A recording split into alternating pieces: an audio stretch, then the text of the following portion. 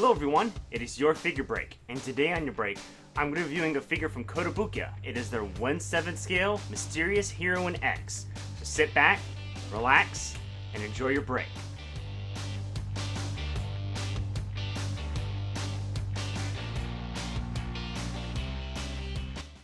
Okay, so Kotobukiya's 1/7 scale Mysterious Heroine X.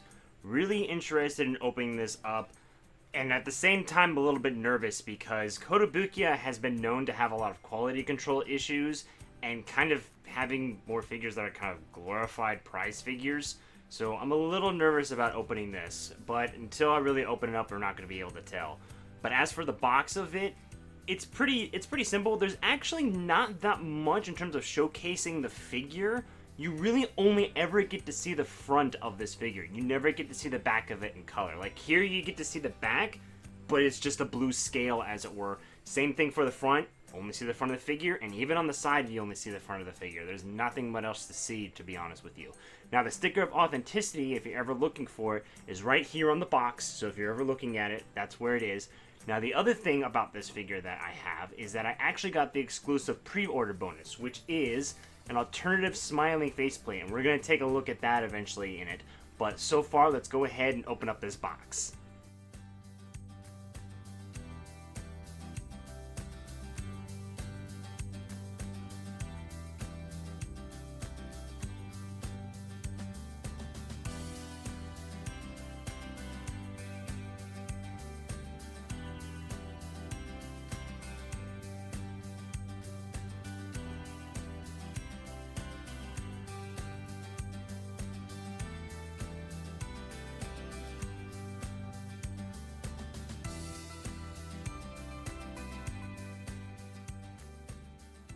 Okay, so here she is, out of the box.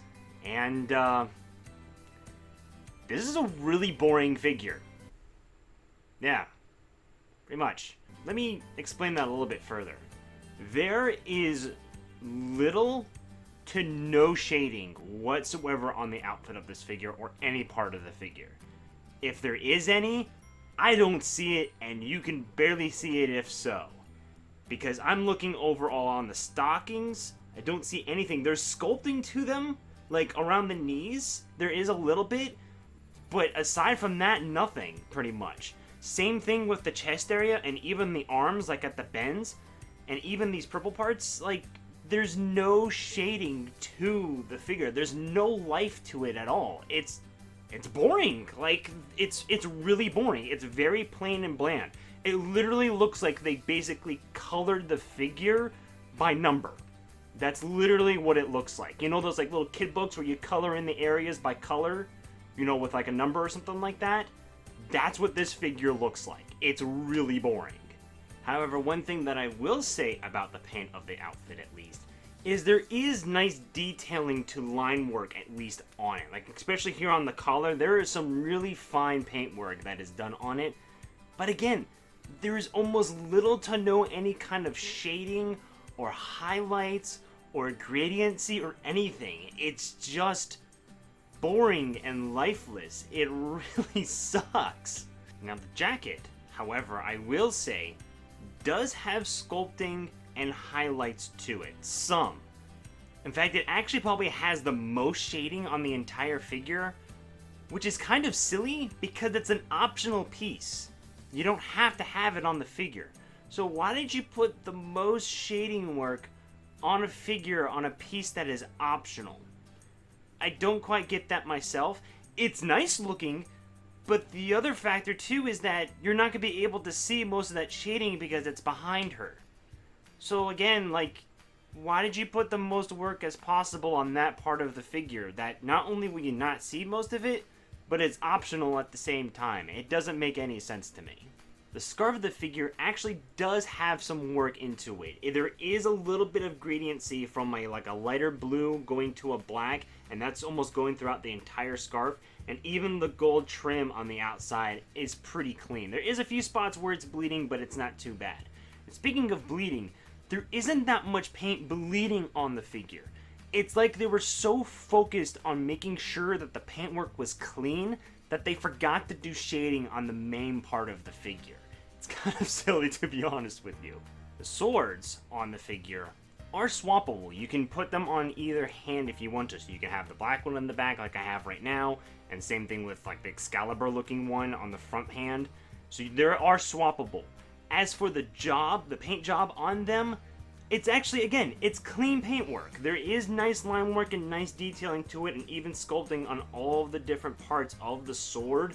But again, there's not too much fading and there's not too much highlights going on whatsoever on them. As for the hair of the figure, there actually is some work that was done into it. It starts with the yellow and then going towards the tip of the hair, kind of goes to like a golden color. You can really see those kind of highlights though, especially on the ponytail.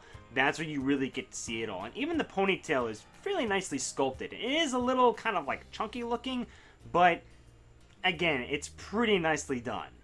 The face of the figure, again, is actually one of the higher points of the figure. It's actually pretty original to the artwork. I'm actually really pleased with the face. The pupils look really nicely done. Nothing seems to be off place. And let's go ahead and actually take a look at the exclusive face that I got. Okay, so here she is with her exclusive bonus faceplate. And it's a pretty nice faceplate. There isn't too much discrepancy between the two in terms of shading or highlighting or sculpting or anything like that. It does look pretty consistent between the two. The only difference, of course, is his bright cherry smile on the face. It looks absolutely adorable. Kind of makes the figure worth it. I'm not entirely sure though, but I am glad that I at least got this faceplate. It's kind of redeeming the figure for me.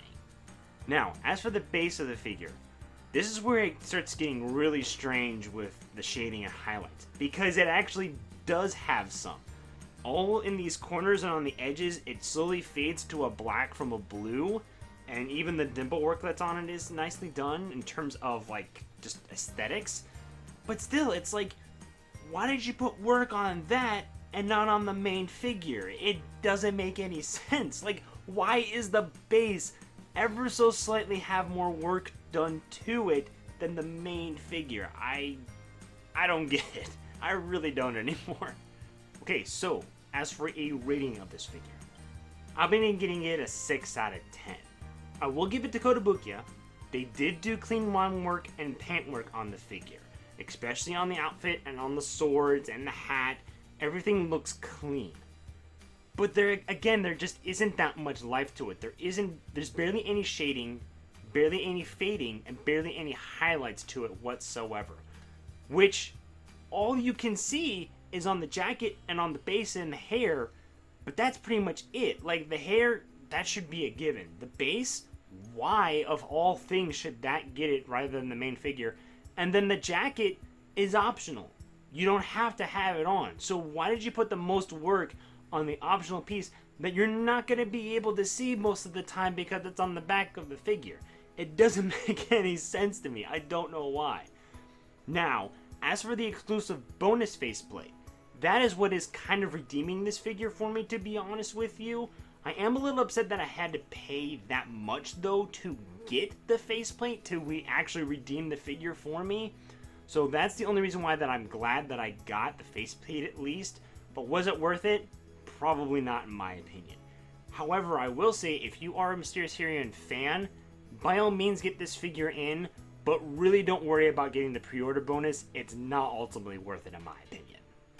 Okay, everyone, that concludes my review of Kotobukiya's 1/7 scale Mysterious Heroine X. I really hope you enjoyed the review, and I really hope you enjoyed your break too.